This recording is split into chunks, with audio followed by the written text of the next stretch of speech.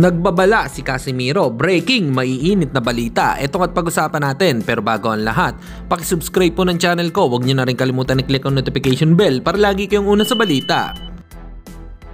Pag-usapan nga po natin mga kaboxing, matapos manalo ni Stephen Fulton kontra kay Brandon Figueroa via unanimous decision at hawak na nito ang titulong WBC featherweight title at napabalita ang pag-akyat din ni Naoya Inoue ng timbang sa lalong madaling panahon.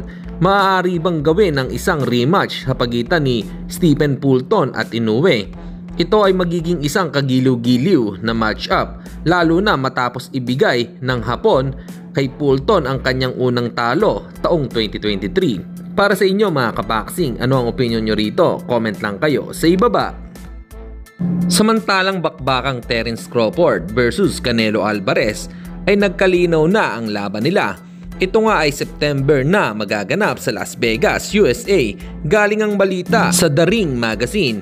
Nagbunga na nga po ang matagal na panunuyo ni Terence Crawford na makakalaban niya si Saul Canelo Alvarez at panigurado din na malaki ang maiuwi niyang papremyo dito.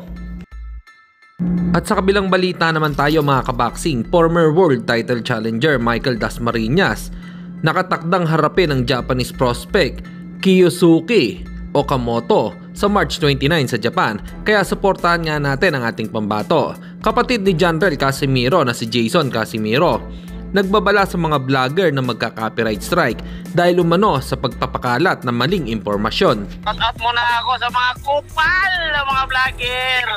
Mga kupal, mga vlogger, mga kupal. Madami kong nakitang sinasabi nyo na bumalik sa MP. Anong kaguluhan? May tinipe ba ako na bumalik sa MP? I-mention ko lang naman doon si Busmani. Tapos, sige, hindi ko muna sagutin yun. Shout out ko muna sa mga kupal. Mga kupal, siguro ito na yung time na mag-copyright na tayo.